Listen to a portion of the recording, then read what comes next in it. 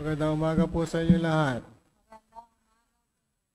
Tayo po ngayon ay nasa 25 linggo ng karaniwang panahon. At kung atin pong pinakinggan mabuti ang mga pagbasa, sa unang pagbasa ay pinapahayag sa atin na may mga bagay na mabubuti at may mga bagay na nakasasama. Kung kaya't yung mga tao na nag-iisip ng masama sa kanilang kapwa ay laban sa kabutihan. At yung mga tao naman na nagtataguyod ng kabutihan ay lagit-laging kinaiingitan ng mga taong masama sapagkat ang kanilang ginagawa ay mabubuti, lalong higit sa ugnayan sa isa't isa at sa kanyang sambayanan. Kaya huwag po tayo magtaka kung ang ginagawa nating kabutihan ay hindi maintindihan ng iba sapagkat may mga tao na lagit-laging nag-iisip ng masama para sa kanyang kapwa. At ito ay pinapahayag din sa atin ng ikalawang pagbasa na kung saan sinasabi na ang mga tao ay nagiging biktima ng pagkainggit ng kanyang kapwa.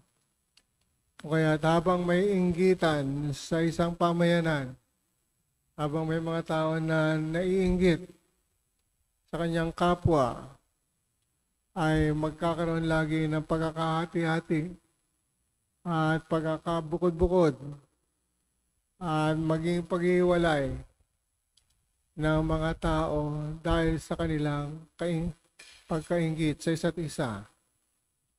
O kaya yung mga tunay na sumusunod sa kalooban ng Diyos ay hindi dapat maging instrumento ng inggit nang sa gayon ay hindi maging dahilan para sa pagkakawatak-watak ng sambayanan.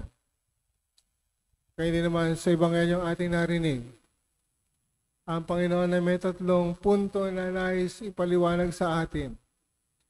Una, sinasabi niya, ang anak ng tao ay ipagkakanulo at papatayin. Ngunit mabubuhay sa 3 araw.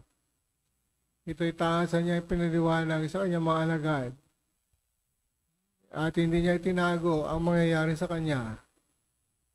Kung kaya't may mga bagay na hindi maintindihan ng kanyang mga alagad kung bakit sinasabi ng ating Panginoon ang ganitong sitwasyon.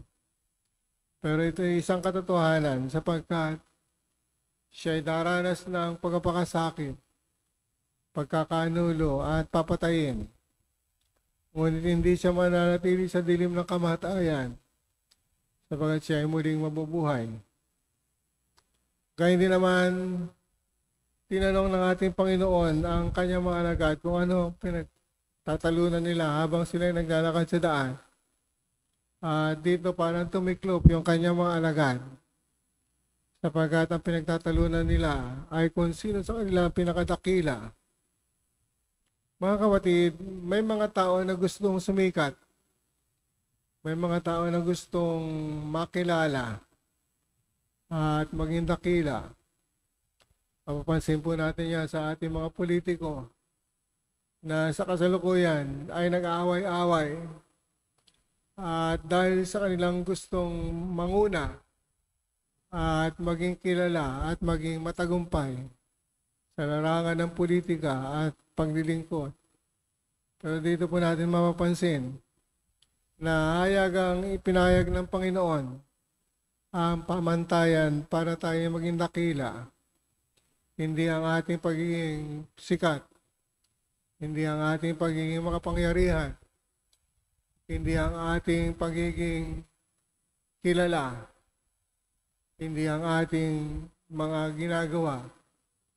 Kundi bagkos ang pagiging dakila ay dapat yung tao ay sanay maging huli at maging lingkod at alipin ng lahat.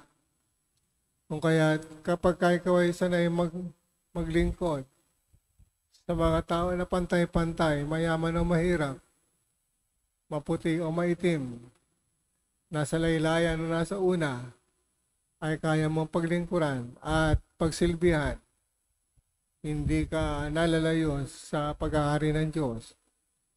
Sapagkat ang nananais maging una ay dapat maging huli at lingkod at alipin ang lahat.